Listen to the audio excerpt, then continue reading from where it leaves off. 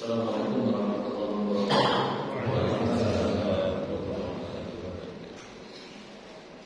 Alhamdulillahirabbil alamin. Nahmaduhu wa nasta'inuhu wa nastaghfiruh.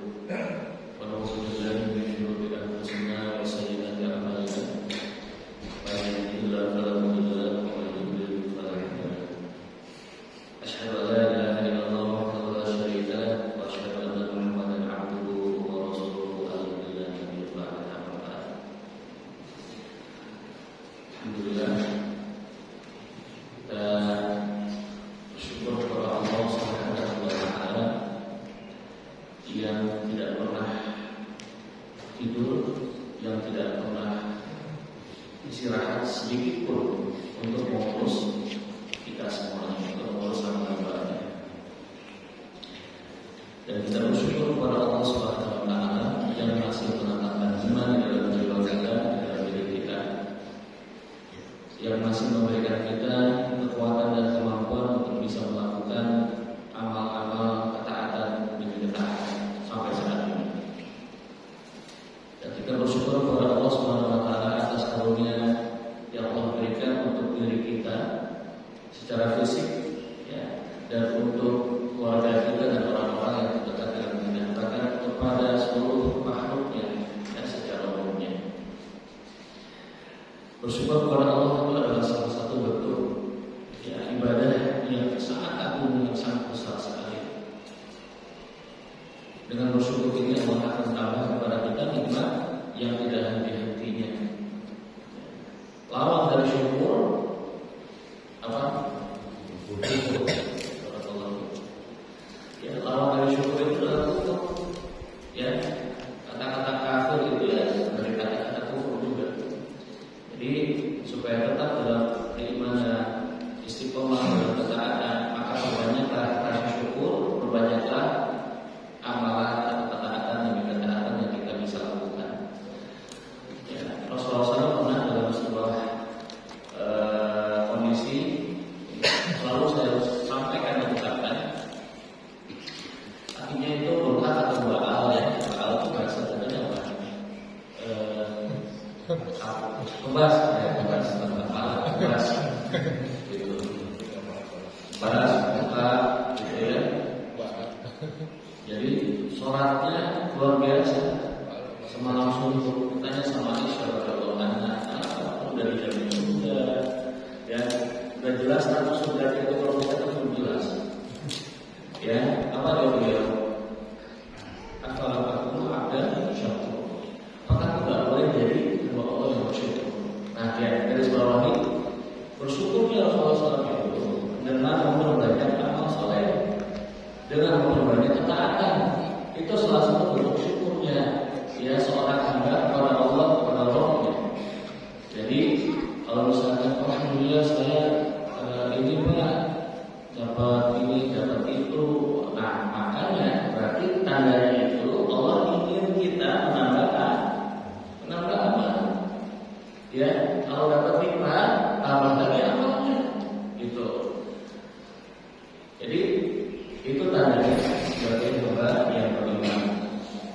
Dan salawat dan salam juga kita berdoa meminta kepada Allah agar Allah berikan dan limpahkan kepada Nabi-Nya, kepada Rasul-Nya Nabi Muhammad sallallahu alaihi wasallam, dan semoga rahmatnya dilimpahkan kepada keluarganya, kepada para sahabatnya, kepada para pengikutnya, kepada umatnya, dan juga kepada kita juga insyaallah taala, ya. Semoga kita dimasukkan, ya, sebagai golongan orang-orang yang betul-betul mencintai Nabi Muhammad sallallahu alaihi wasallam. Ya. Bagaimana cara mencintai Nabi sallallahu alaihi wasallam? Ada enggak?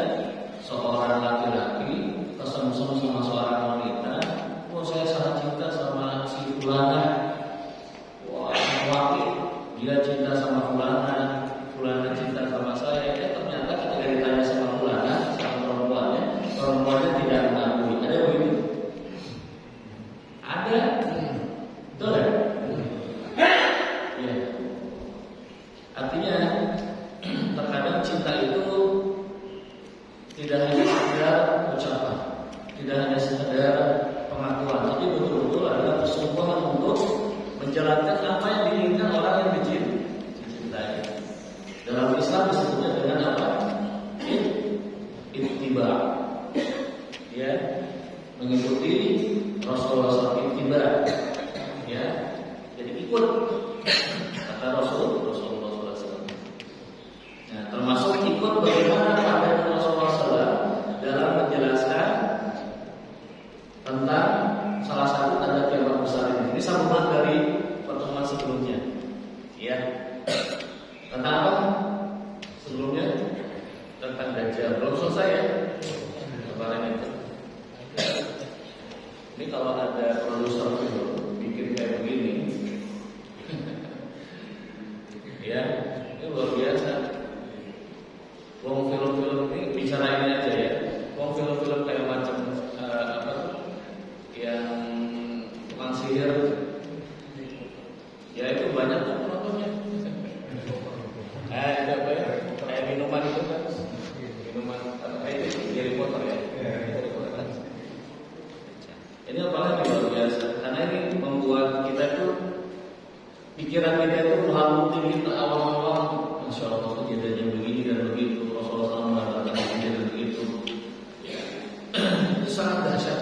Jadi peristiwa hari kiamat itu adalah peristiwa yang sangat dahsyat yang akan terjadi di muka bumi, ya, dan bahkan beberapanya sudah terjadi. Itu jadi tanda kiamat kecil, ada tanda kiamat besar, nanti ada pembagiannya, ya.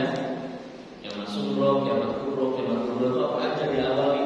Apakah tiba-tiba langsung matahari dari arah barat? Apakah langsung tiba-tiba muncul dabah? Nah, dabah itu nanti Allah alam, ya, para ulama masih ada istilah. Apakah dabah yang pada saat Tamim Ad-Dari, sahabat Nabi Tamim Ad-Dari ketemukan di pulau itu, nanti dia dabahnya muncul lagi yang disebut dabah fil ardi, ya. Jadi dabah itu nanti di hari kiamat besar dia akan muncul, yang tugasnya itu diantaranya adalah memberikan stempel cap kepada hamba-hamba Allah yang beriman bahwa dia adalah seorang yang beriman, cap stempel muslim. Nggak tahu kasih stempelnya bagaimana, kalau alam bisawab. Dia muncul, dia ke permukaan, dan setiap orang-orang muslim itu, orang-orang yang beriman akan diberikan stempel ini adalah orang Islam. Gitu, ya. Cap halal. Ya, Cap halal. cap halal. Ya, sertifikasi halal kayak gitu ya. Sebenarnya pembicara sertifikasi halal itu, kalau saya sih jadi Menteri Agama atau jadi Presiden, saya nggak mau sertifikasi halal. Kalau udah halal, nggak usah dikasih PR, betul nggak? Yang dikasih PR itu ya halal, jadi sertifikasi halal. Kasihan ya orang mau berusaha halal baik, malah harus urus izin ini, izin itu, izin ini, izin itu. Ya udah sekarang biar gampang, halalnya aja kasih sertifikasi. Kami halal, ya, jelas ditinggalin. Kalau halal nggak usah dikasih sertifikasi, udah halal, gitu ya. Ceknya gampang, betul, lebih gampang ngeceknya. Ya, kita lanjutkan. Babnya kemarin saya bicara tentang Ibnu Sayyad.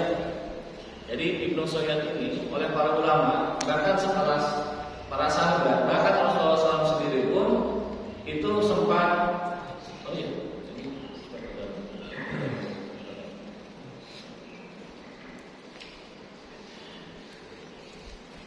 jadi Ibnu Sayyad ini adalah keturunan dari Yahudi, ya, manusia yang pernah dianggap oleh Rasulullah SAW sosok Dajjal. Jadi jelaskan oleh Ibnu Umar radhiyallahu anhu bahwasanya pernah Umar bin Khattab pergi bersama Rasulullah SAW juga sekelompok sahabat, sehingga mereka mendapati ada seorang anak sedang bermain bersama anak-anak di sebuah bangunan tinggi, ya, seperti benteng. Ketika itu Ibnu Sayyad telah mendekati balik. Dia tidak merasakan sesuatu hingga Nabi SAW menampakkan tangan beliau. Lalu berkata kepada Ibnu Sayyad, Nabi bilang kepada Ibnu Sayyad, apakah engkau bersaksi bahwasanya aku adalah utusan Allah?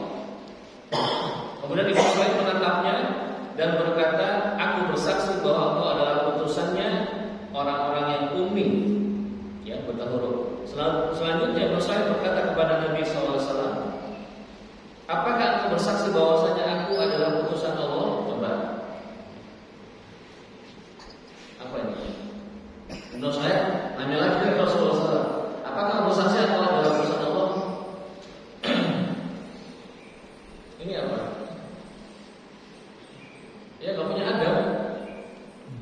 Ya, Rasulullah SAW yang bertanya, ditanya balik. Rasulullah SAW bilang, ya, apakah engkau juga bersaksi apa dalam urusan Allah? Kemudian Rasulullah SAW menolaknya dan berkata, aku beriman kepada Allah dan Rasul-Rasulnya. Kemudian Nabi SAW bertanya kepadanya, apa yang kau lihat? Ibnu Sa'id berkata, datang kepadaku seorang yang jujur dan seorang pendusta. Kemudian Nabi SAW berkata, pikiranmu kacau balau, kacau. Apakah aku menyembunyikan sesuatu darimu? Kata Rasulullah SAW kepada Ibnu Sa'id. Kemudian Ibnu Sa'id menjawab, aduh. Maksudnya aduhon, asap ya. Duduklah. Sesungguhnya engkau tidak akan pernah melampaui kedudukan dengan Rasulullah SAW. Lalu Umar berkata, biarkan aku memenggal lehernya. Nah ini, ya, sahabat Rasulullah SAW yang sedikit-sedikit ancamannya penggal leher. Kalau ada di zaman sekarang bisa disebut radikal. Iya, ya jadi sahabat Nabi itu tidak semuanya ada yang biasa gitu. Jadi macam-macam karakternya ada. Jadi kalau misalkan ada teman kita, ya siapapun dari kawan sahabat kita, kerabat kita, saudara kita, ustaz bahkan, kalau ada yang keras, belum tentu hanya jangan tinggalin aja. Enggak, uang setelah sholat berkotap aja begini, betul nggak? Gitu. Tapi ini nggak langsung ya, karena ada Rasulullah SAW. Biarkan aku memenggalnya. Kata Nabi, jika dia memang dajjal, maka engkau tidak akan bisa mengalahkannya. Kata Rasulullah SAW. Dan jika dia bukan dajjal, maka tidak ada kebaikan bagimu membunuhnya. Dajjal. Dalam riwayat lain, bahwasanya Nabi SAW bertanya kepadanya, apa yang kau lihat? Kata Rasulullah SAW kepada Ibnu Sa'id.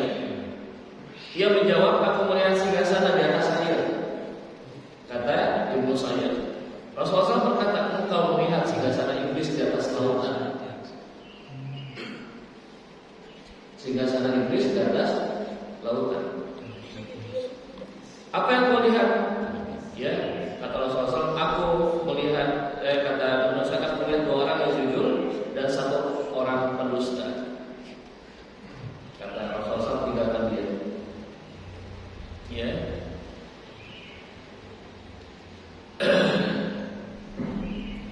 Dan ini kabar juga bahwasanya memang iblis punya singgasana, punya istana, ya. Wa kana 'arshuhu 'alal ma' dalam hadis itu. Dan singgasananya ada di atas air. Bukan di dalam air, di atas 'alal ma', di atas air. Bukan fil ma', bukan di dalam air, di atas air.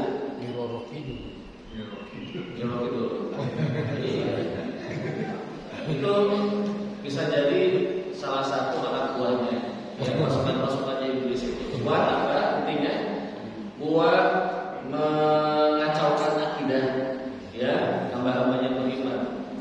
Gitu. Masih ada hotel lain, ada kamar Herofidunya. Kamu ya, buat daya tarik. Gitu. Ya. Kalau ada Khalid bin Walid, wah itu ditebas itu, punya waktu itu, Khalid bin Walid, ya. Gitu. Nah, Ibnu Sa'id ini tidak diketahui oleh para sahabat kapan matinya. Ya. Diriwayatkan dari Jabir radhiyallahu anhu, beliau berkata, kami kehilangan Ibnu Sa'id pada peristiwa Al-Harrah. Ya.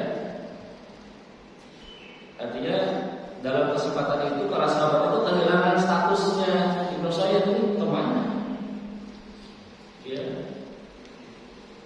Dan para ulama itu musyrik. Jadi mereka itu agak bingung ini benar dajjal atau bukan. Sampai seperti itu. Karena Rasulullah SAW sendiri ragu ini dajjal atau bukan. Artinya apa? Kalau dari hadis ini, manusia bukan dajjal. Manusia. Ya, sampai Rasulullah SAW, Umar bin Khattab, dia menyikapi dengan hal yang demikian. Jadi bukan hanya sebuah sistem, bukan hanya sebuah wacana ataupun yang menyimpulkan ini sistem, ini negara, bukan. Tapi memang betul-betul fisiknya ada keturunan Yahudi.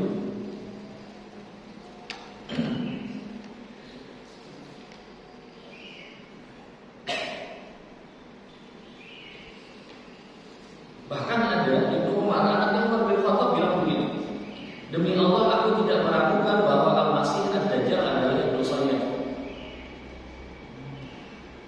Ya. Sampai demi Allah bersumpah, Ibnu Sayyid itu dibilangnya Dajjal.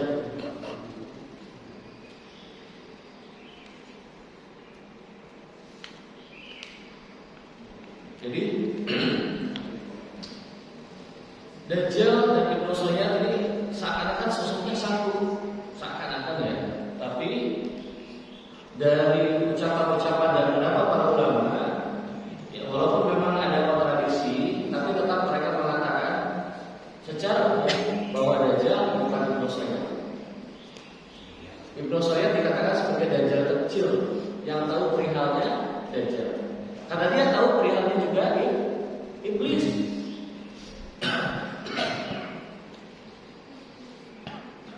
Dan ucapan-ucapannya itu selayaknya seorang dukun, artinya dibantu oleh siapa. Jadi kalau ada orang ngomongnya ya katanya bisa ini dan itu, bisa aja. Dan itu sangat besar kemungkinan potensial dibantu oleh siapa.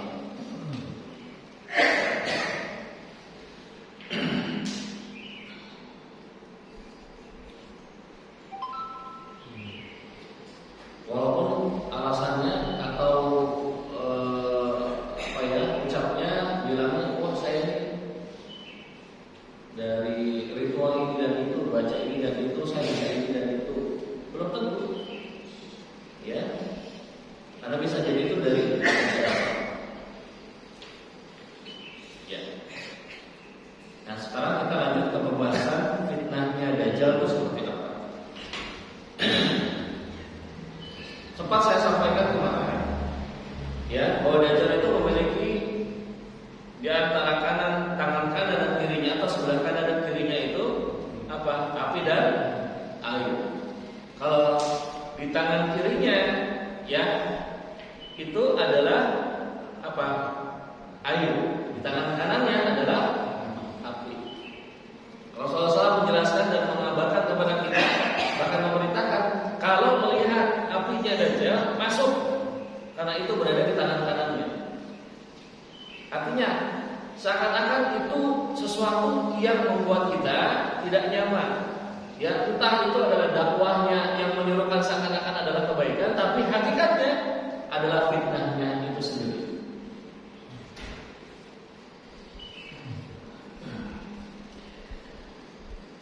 Dari Huzaifah radhiyallahu anhu, dia berkata, Rasulullah SAW bersabda yang maknanya, sesungguhnya aku adalah orang yang paling tahu terhadap apa yang dimiliki oleh Dajjal. Ia memiliki dua sungai yang mengalir, salah satunya terlihat oleh mata sebagai air yang berwarna putih bersih, sementara yang lain terlihat oleh mata sebagai api yang membara. Jika salah seorang mendapatkan, maka hendaklah ia mendatangi sungai yang terlihat api di dalamnya. Pejamkanlah matanya, kemudian hendaklah ia menundukkan kepalanya lalu minumlah, karena ia adalah air yang bening. Hadis riwayat Imam Muslim. Dari Huzaifah juga, ya, dia berkata, Huzaifah itu salah satu seorang sahabat Nabi yang banyak mengabarkan tentang peristiwa-peristiwa akhir zaman. Huzaifah bin Yaman, salah satu spionasenya kaum muslimin para sahabat zaman para sahabat, ya, ketika Rasulullah SAW masih hidup. Jadi Islam itu ada yang namanya spionase, mata-mata bagaimana ya melihat perkembangan musuh-musuhnya, musuh-musuh Islam. Itu harus ada bagian-bagiannya. Gitu. Dan salah satunya yang terkenal oleh para ulama Huzaifah bin Yaman. Beliau bilang begini, kemudian Rasulullah SAW bersabda, Dajjal itu buta, ya, matanya, rambutnya keriting, ia membawa kebun dan api. Apinya adalah kebun dan keritingnya adalah api. Hadis diriwayatkan oleh Imam Muslim.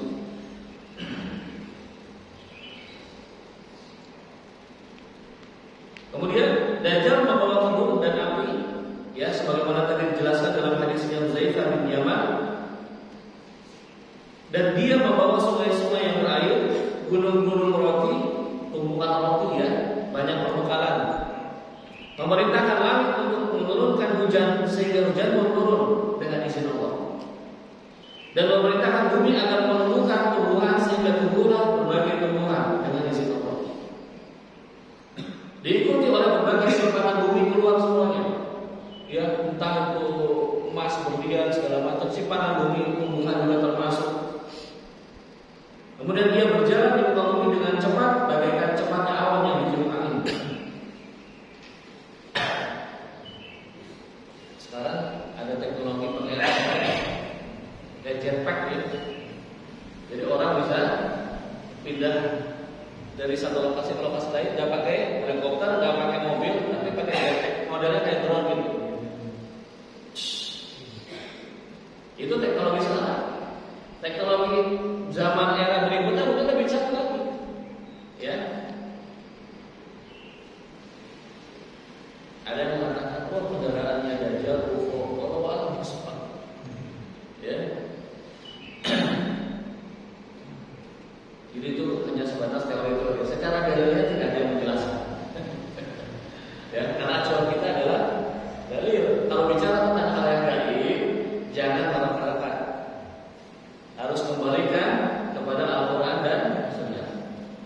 In tanaza'tum fi syai'in farudduhu ila Allahi wa Rasulih.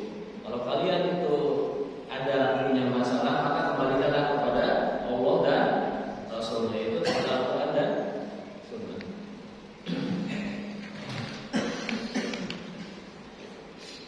Dijelaskan ya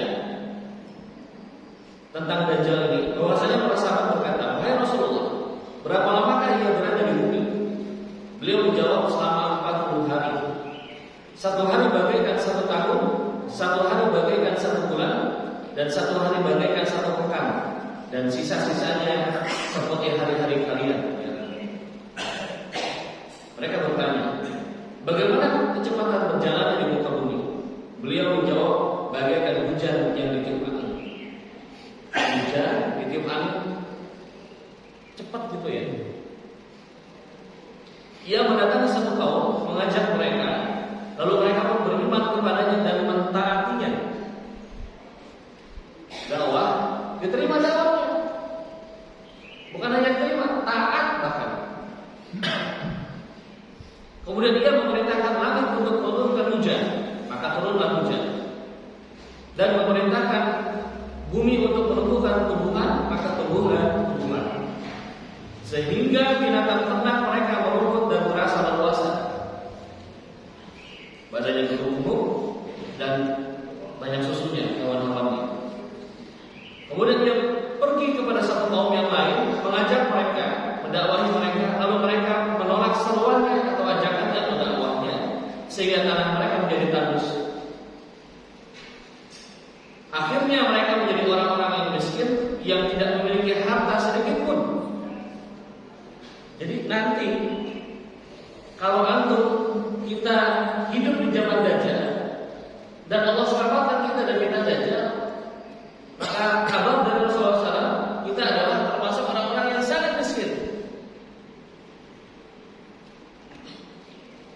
Menolak seruan dan ajakannya, maka Dajjal dengan izin Allah akan menjadikan semua yang ada di situ, harta-hartanya itu hangus, tidak kembali tumbuh, hewan-hewannya mati kering. Dan dia melewati tempat reruntuhan, lalu ia berkata, keluarkanlah barang-barang simpananmu. Lalu harta simpanan itu mengikutinya bagaikan sekelompok obat. Ya, mungkin bisa jadi bahwa ia memerintahkan kepada kaumnya, kepada pengikutnya, tolong ya, dari itu. Kemudian di dalam dari ternyata ada perbendaharaan bumi, entah itu minyak bumi, entah itu berlian, batu ataupun logam mulia misalkan, ya,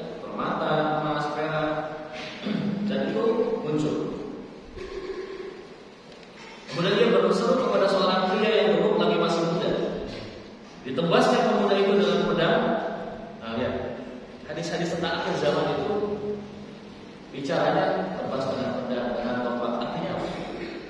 Sumber, ya, pada saat itu sumber apa? Sumber resource, sumber energi pada saat itu sudah habis.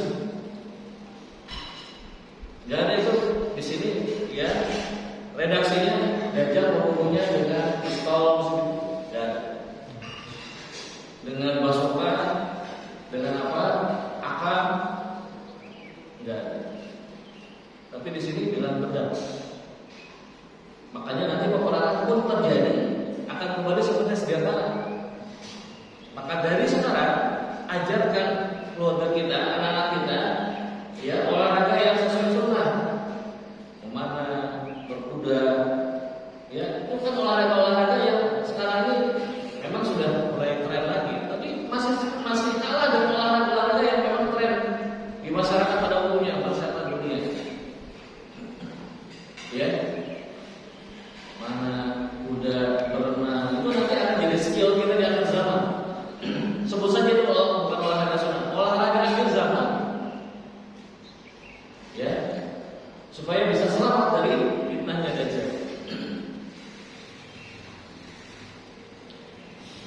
Kemudian tebasnya pemuda itu dengan pedang, lalu ia membelahnya menjadi dua bagian dan memisahkan tubuhnya sejauh sesaran anak panah. Tapi jauh, ya. Panah itu berapa meter? Kalau dilepas begitu, ada lebih dari 1 kilo. Ada lebih. Ada yang di sini ikut panah? Enggak ada.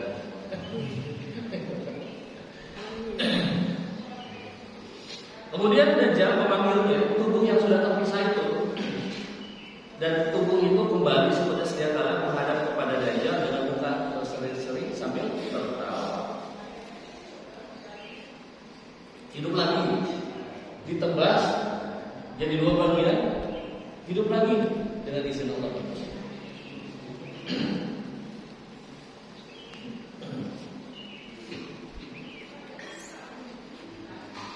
Ini pernah saya singgung juga sebelumnya.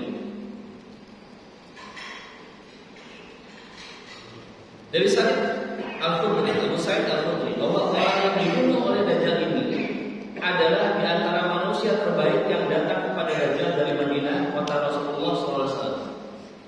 Apa kata Abu Sa'id Al-Khudri? Kota terbaik, ini sahabat Nabi yang mengatakan demikian. Kota terbaik adalah Madinah. Ya.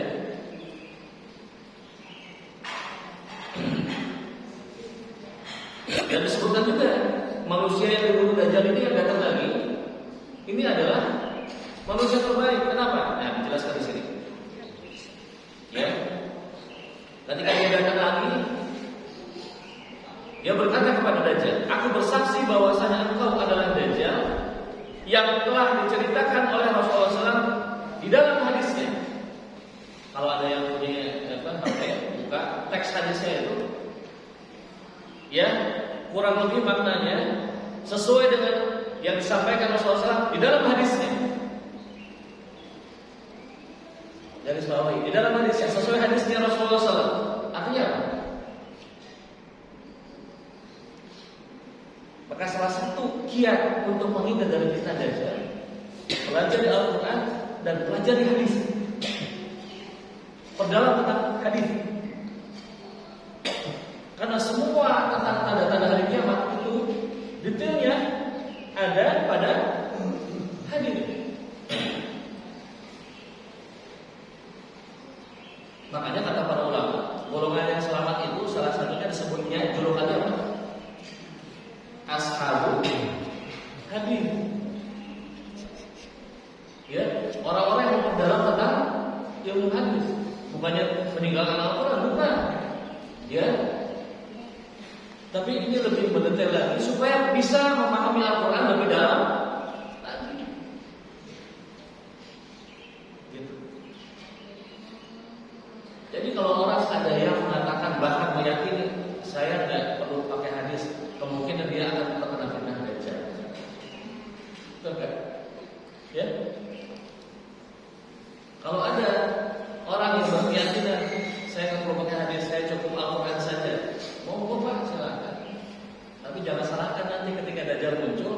jadi pengikut Dajjal. Ada kamu, ya Bapak nggak tahu seperti apa itu fitnah-fitnah ini.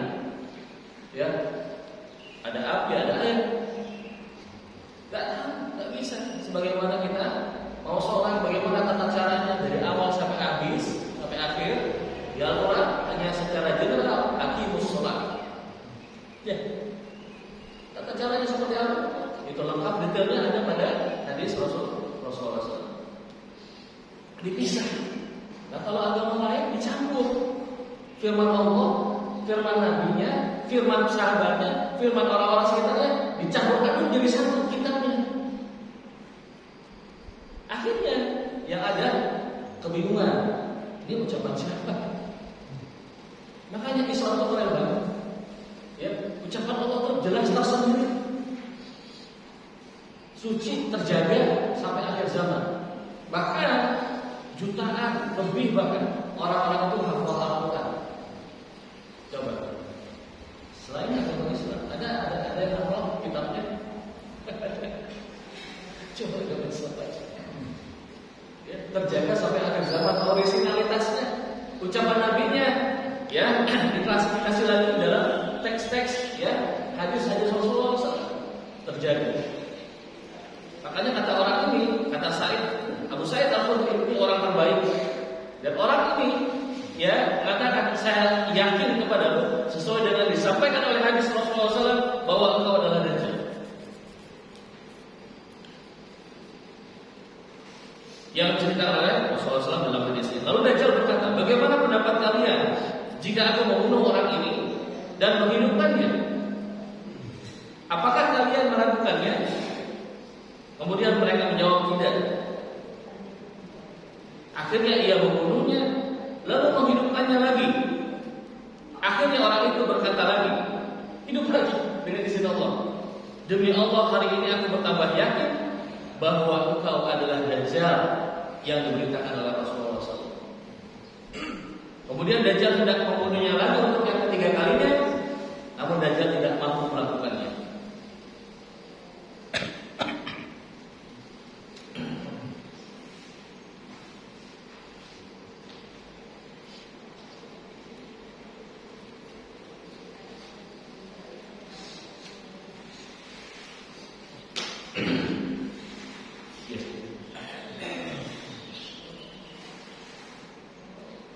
Rasulullah SAW mengabarkan kepada kita, ya,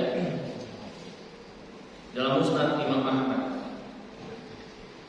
Maknanya begini: sesungguhnya akan ada setelah kalian satu kaum yang mendustakan hukuman Dajjal, yang mendustakan Dajjal, yang mendustakan syafaat, yang mendustakan siksa kubur, dan mendustakan adanya satu kaum yang keluar dari api neraka setelah sebelumnya mereka terbakar di dalamnya. Innahu sayakunu min ba'dikum qaumun yakdzibuna bil rajmi wa bid dajjal wa bis syafa'ah wa bi adabil qabri wa bi qaumin yakhrujuna minan nar ba'da ma muntahashu. Akan ada satu kaum yang mendustakan itu semua. Dan kita berdoa meminta kepada Allah agar kita tidak termasuk dari kaum yang disampaikan diberikan oleh Rasulullah SAW. Jadi ada orang yang tak percaya tentang Dajjal, ada? Ada. Ada nggak orang yang tidak percaya tentang ada kubur?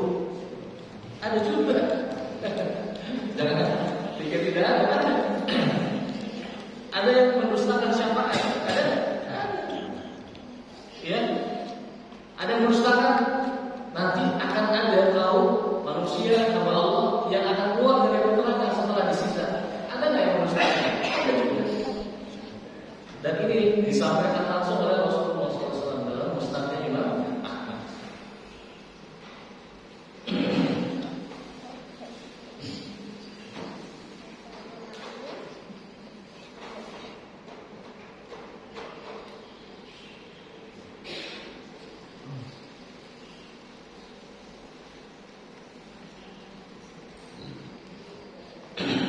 Rasulullah SAW juga bersabda, la fitnah ta'alumu min fitnatid dajjal. Tidak ada fitnah yang lebih besar daripada fitnah Dajjal.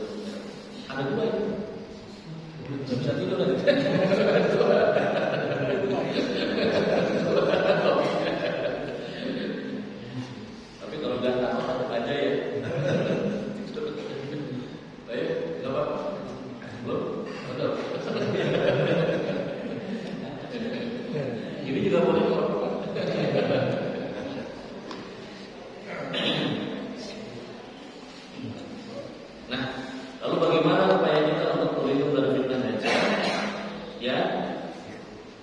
Kata para ulama, memegang teguh dengan nilai-nilai ajaran Islam. Ya, kenali Allah dengan sebenar-benarnya, mengenal nama-namanya, sifat-sifatnya yang indah dan mulia, ya, supaya tak tertukar sama Dajjal. Ya. Karena Dajjal nanti pada akhirnya dalam fase akhir dakwahnya dia akan mengatakan aku adalah Allah. Ya. Kata salah satu ulama, beliau mengatakan begini, Dajjal itu pada awal kemunculannya dia akan mengaku mengklaim dirinya sebagai orang yang soleh, mengklaim dirinya adalah orang yang soleh. Kemudian fase berikutnya dia akan mengklaim dirinya sebagai nabi. Dan fase terakhirnya baru dia akan mengklaim sebagai Allah. Karena kemampuannya yang begitu luar biasa, kalah yang berikut kalah. Ya, apa yang dilakukan oleh para guru itu kalau dikumpulkan masih kalah dengan kemampuannya Dajjal dengan izin Allah. Tukang-tukang sihir kalah sama Dajjal. Ya, orang-orang dengan ilmu kanuragan ini dan itu kalah sama Dajjal. Ya, enaknya jadi orang biasa aja. Betul kan? Ya sakit-sakit berobat, gitu kan? Dengan sakit itu digugurkan semua dosa-dosa kita, betul kan? Ini ada yang klaim, oh saya kebal nih Pak, Ustaz. Ya Ustaz nggak kebal, saya kebal, punya ilmu daya kanuragan. Ya. Nah, kalau kebal itu para sahabat kami dulu kalau diajarin ilmu kebal, itu nggak ada yang mati. Nggak ada yang saya bisa bilang, betul nggak? Tapi kenapa mereka itu niatnya ketika perang kami ingin syahid fisabilillah. Syarat syahid fisabilillah, nah yang mati itu terbunuh. Ya, saya pernah meruqyah salah satu pelaku, ya, ilmu kanuragan. Wah luar biasa, wafatnya 2 minggu ditemui sama keluarganya. Tadinya saya nggak mau membantu ya, karena tetangga saya sendiri dulu punya kanker. Akhirnya bahasa bisa bantunya. Nah, alhamdulillah dalam hati langsung gitu. Ya, artinya masih mendakwah bahwa hal-hal seperti ini justru dimurkai sama Allah. Saya datang, kita sama keluarganya, Bapak Ibu, ada nggak kira-kira di rumah ini yang masih disimpan, entah itu apanya, jimatnya, dan yang semisalnya ada Pak nih. Oke, dikumpulin semuanya, kumpulin, tolong siapkan bensin atau minyak bakar. Ternyata sama keluarganya pernah ya maklum bahwa beliau ini sebelumnya sering ya mendatangi ya begitu belajar ilmu ini ilmu itu segala ilmu dalam tanda kutip ya, bukan ilmu kajian begitu. Akhirnya kita ruqyah, ketika di ruqyah itu nyembur air itu, gak lama setelah itu langsung menghembuskan nafas terakhir. Saya ajak untuk tahu, walaupun nggak bisa ngomong, apa yang penting kita semaksimal mungkin kalau ada orang yang nazar itu kesakitan dalam sakaratul maut, ya sudah waktunya menghadapi sakaratul maut, kita talqinkan, ucapkan la ilaha illallah, walaupun hanya dalam sebatas hati, ucapkan la ilaha illallah, la ilaha illallah, la ilaha illallah, ini di kuping kanan, la ilaha illallah, walaupun dia nggak apa-apa. Ya, kita berbaik sangka, semoga ini sebagai jalan tobatnya kepada Allah. Dan pada saat itu juga langsung menghembuskan nafas terakhir, alhamdulillah. Ya bukannya bersyukur, oh dia mati, alhamdulillah, bukan. Dan kesakitan. Sakaratul maut itu kata Rasulullah SAW itu ibarat apa? Ibarat dicincang-cincang sama. Kalau pisau itu aja, nggak kuat. Nah ini pelaku kedikdayaan. Jadi ketika wafat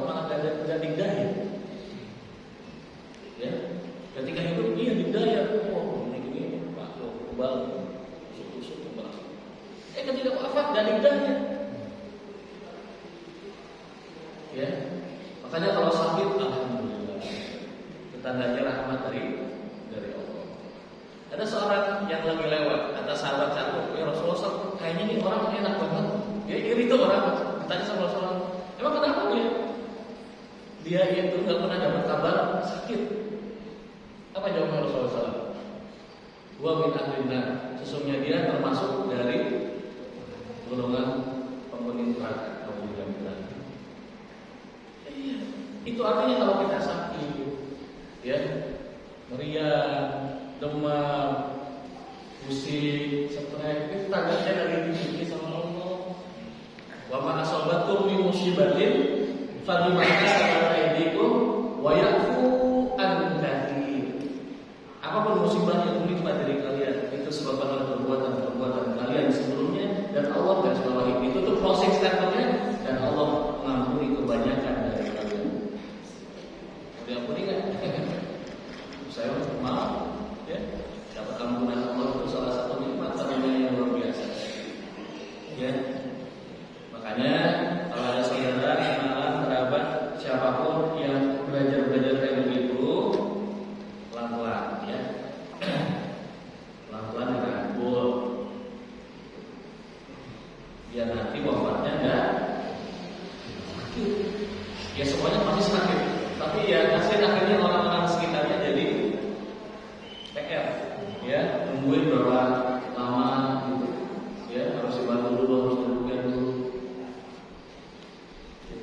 Pernah juga kawan saya itu, jadi orang ini ilmuwan mengajar, syaratnya itu nggak boleh sholat. Iya. Jadi setan itu punya fase-fase sebagaimana Dajjal itu punya fase dalam memberikan fitnahnya. Ya, dan aku sebagai orang soleh dulu, aku sebagai nabi, baru aku sebagai terakhirnya sebagai Allah. Sama setan juga gitu. Awal-awal fase itu akan mengajak kita itu masih orang-orang yang belajar ilmu kanuragan itu masih pakai ayat Al-Quran. Masih ada ayat Al-Qurannya. Jimat-jimat pun ada ayat Al-Qurannya. Tulisan Allah Bismillah. Masih begitu di awal-awal fasenya begitu. Di tengah fase nanti itu dicampur dengan kalimat batil. Atau nulis Al-Quran, maaf ya, dengan darah haid juga ada. Jadi kolaps ya, kolaps dalam arti negatif, mencampur adukan antara yang hak dan batil. Baru nanti fase terakhirnya, semua ayat-ayat tentang Al-Quran dan semua doa-doa kepada Allah diganti dengan syaitan. Dan saya punya sahabat yang dulunya dukun dan beliau mengaku ini. Itu awal-awal dukun-dukun itu masih pakai ayat Al-Quran. Di Jokowi, ya. Sekarang sih, alhamdulillah nggak boleh lagi.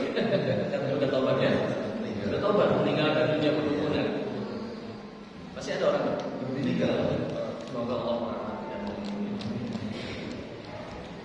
Itu waktu muncul di TV dulu, saya pernah lihat ketika dia menghipnotis korbannya. Ini Pak, dia baca ayat kursi.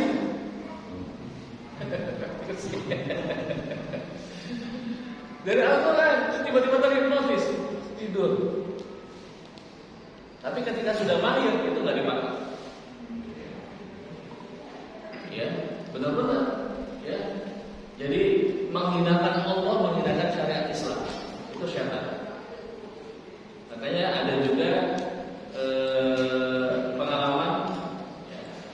Jadi orang itu waktu awal merasakan itu, pada orang baik, orang soleh, dia datang, tiba-tiba ada orang berwujud pakai jubah putih, kamu sholat malam ya. Ajakannya gitu, bagus, diikuti, bagus kan? Ajakannya seruannya, nggak ada yang salah. Nah, kamu nanti sedekahnya, kamu nanti ini segala macam. Tiba-tiba dalam prosesnya, nanti kalau kamu sholat malam, habis sholat malam, lemparkan telur ke atas genteng karena itu untuk perlindungan. Mulai itu, ya. Makanya jangan langsung percaya, oh saya ini didatangin Nabi, tak dulu, ya. Gitu. Kalau mimpi Nabi, gak usah ceritakan sama orang lain, kan jadi riya, betul nggak? Buat apa? Udah pendam sendiri aja. Itu nikmat rahmat dari Allah. Alhamdulillah. Udah, gak usah cerita.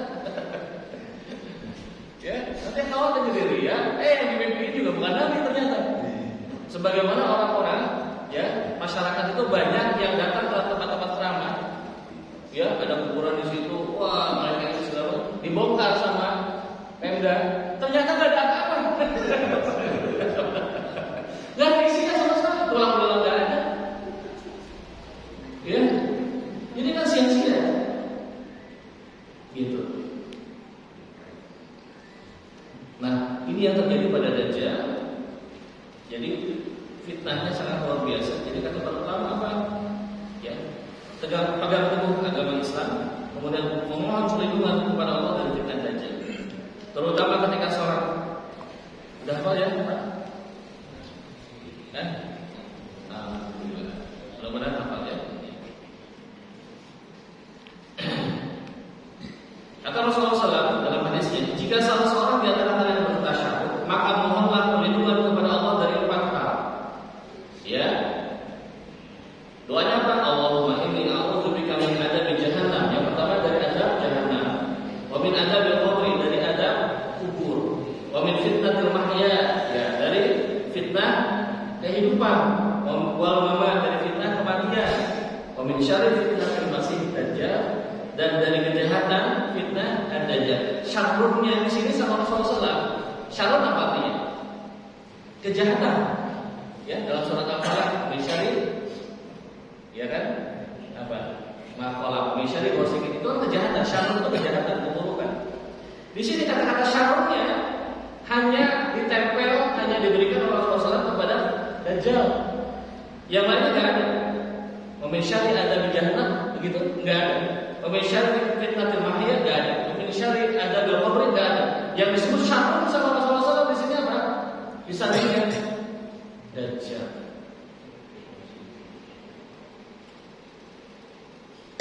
Ini benar-benar jahat dan ini real, bukan hoax.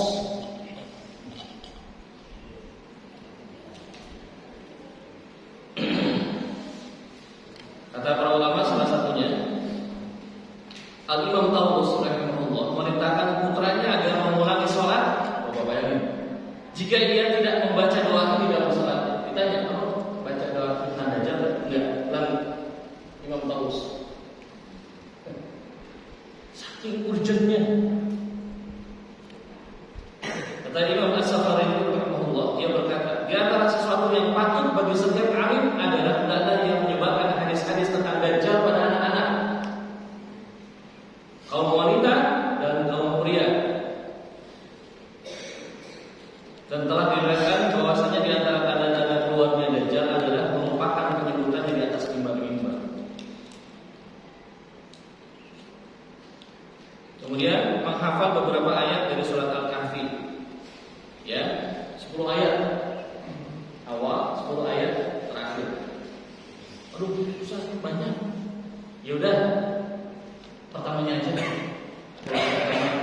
Pilih aja yang paling ringan buat kita.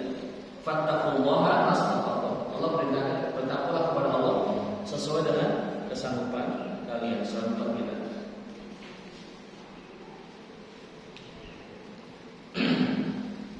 Rasulullah SAW bersabda dalam hadisnya, "Man adrakahu minkum falyaqra 'alaihi fawatiha suratul kahfi." Barang siapa di antara kalian bertemu dengan Dajjal, maka bacalah kepadanya permulaan surat Al-Kahfi. Apa suratnya? Surat Al-Kahfi. Bukan surat yang lain, surat Al-Kahfi. Jadi Rasulullah SAW itu kalau sikonnya ini bacanya ini, kalau sikonnya itu bacanya ini.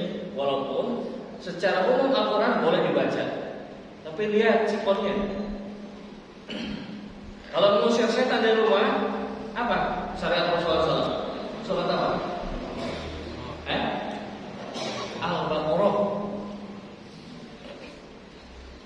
Boleh nggak Anas? Boleh aja. Tapi Rasulullah SAW, lebih tahu tentang mana surat yang punya keutamaan yang lebih untuk menghadapi situasi tertentu. Ya, jadi kalau misalkan Dajjal muncul, dia yang dibacain Al-Fatihah, bacain lah. Ustaz, saya bacanya surat Anas, gimana dong? Yo Pak, baca dari sekarang, kan ada waktu, masih ada sekitar waktu kita. Baca hafalkan surat Al-Kahfi 10 ayat pertama minimal. Ya.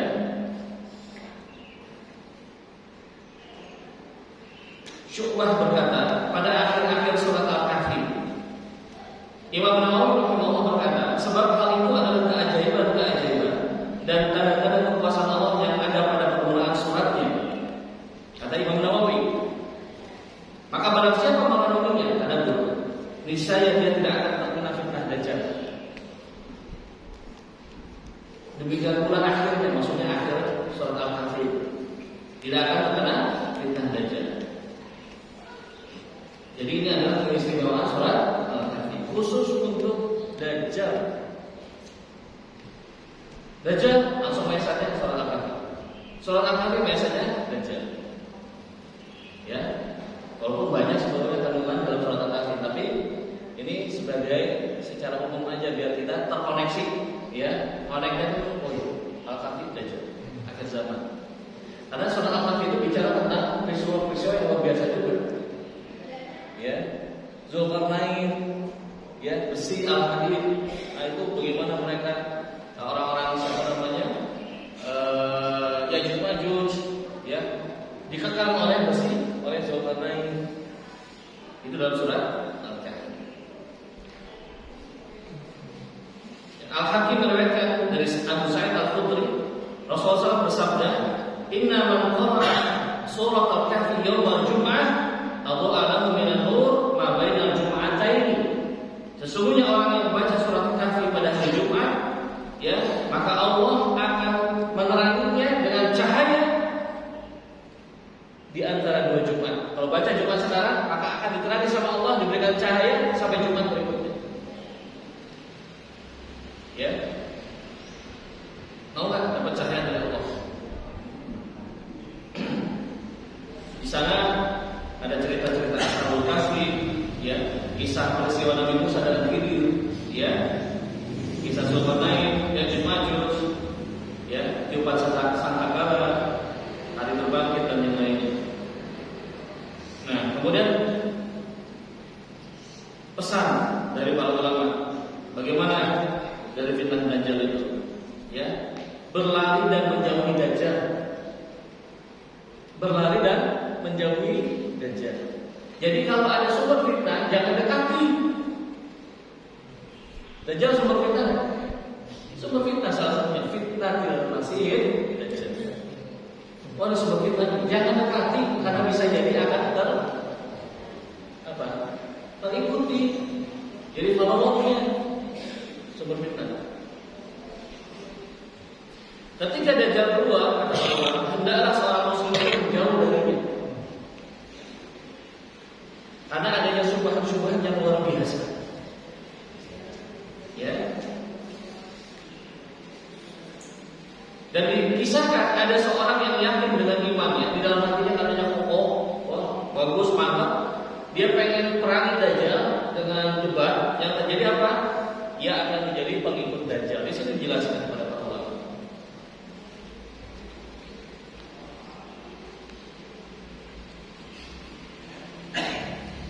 Ini hadisnya. Aku mendengar Imran bin Husain meriwayatkan sebuah hadis, dia berkata Rasulullah SAW bersabda, "Man sami'a bid-Dajjal," barang siapa yang mendengar mendengarkan Dajjal, fal yana'anhu, maka hendaklah dia menjauh darinya. Fa wallah, maka demi Allah, inna rajula la ya'ti wa huwa yahsabu annahu mu'minun. Sesungguhnya ada seorang laki-laki yang dia mendatangi Dajjal dan dia yakin dengan keimanannya, fayattabi'uhu mimma yub'atsu bihi minasyubhat. Akhirnya dia malah menjadi pengikutnya lantaran syubhat-syubhat yang ada pada Dajjal. Au mimma yub'atsu bihi minasyubhat.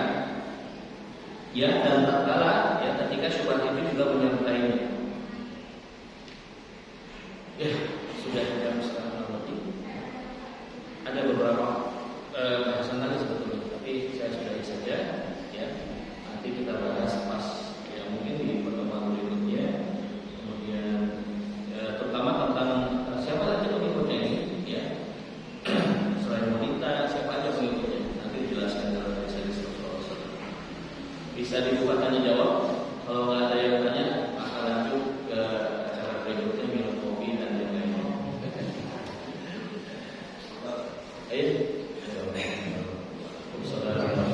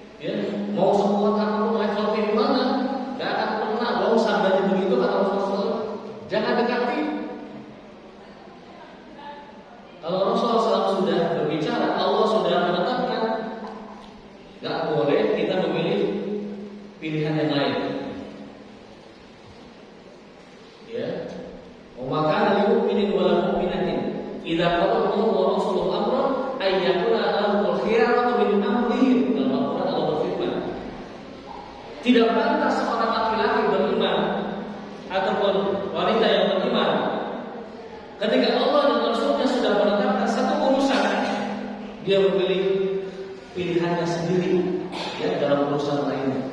Alhamdulillah. Khawatir nanti akan terkena fitnah dajjal. Rasulullah bilang hindari, tinggalkan, jauhi, tinggalkan. Kecuali nanti kalau sudah ada Imam Mahdi, sudah ada Nabi Isa. Nah itu sudah jelas tuh.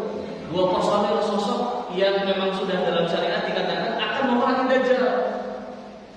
Nah, berarti doanya kita, ya Allah, kalau nanti pada saatnya hadir, datang, peristiwa itu ada, nyata di depan mata kita, maka jadikanlah aku bagian dari golongan Imam Mahdi ya, dan Nabi Isa.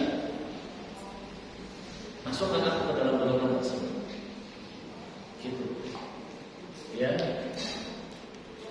Dan Nabi Isa itu diutus bukan sebagai nabi baru lagi.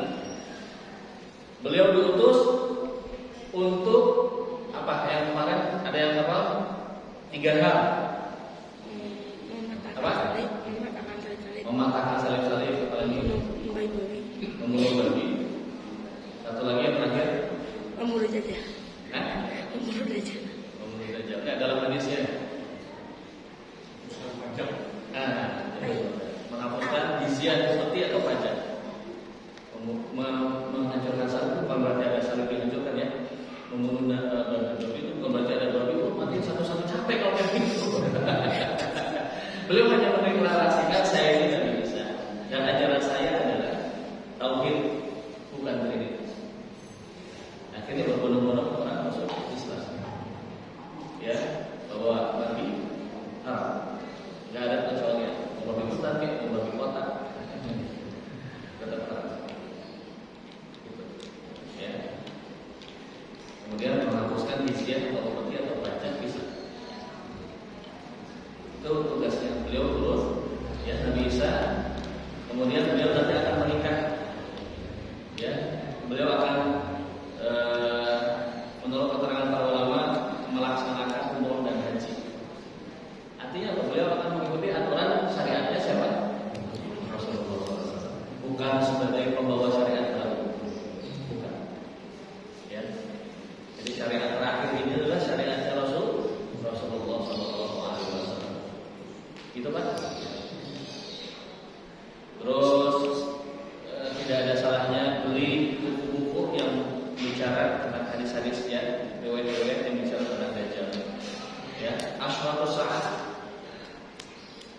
Ada lagi? Cukup? Ya. Kan nanti kan ada Dajjal sama Imam Mahdi dan Nabi Isa. Yang muncul duluan itu Dajjal, Nabi Isa dan Imam Mahdi. Oh, skenario ini maksudnya muncul. Ya, kata para ulama memang khilaf, masalah khilaf. Ya, mana duluan muncul, tapi saya lebih memilih pendapat yang lebih muncul duluan itu Nabi Isa dan maksudnya muncul itu mendeklarasikan ya. Kalau mereka Dajjal sudah ada dari dulu, sudah ada.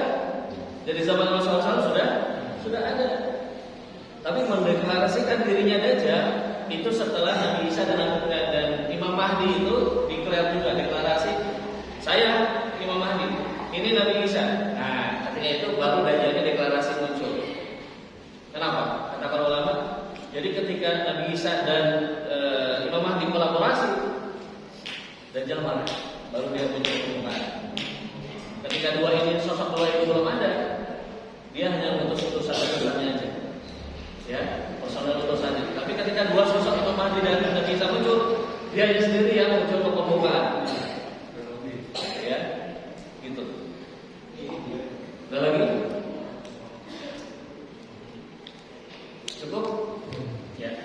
Alhamdulillah kita tutup dengan doa majelis. Subhanallah.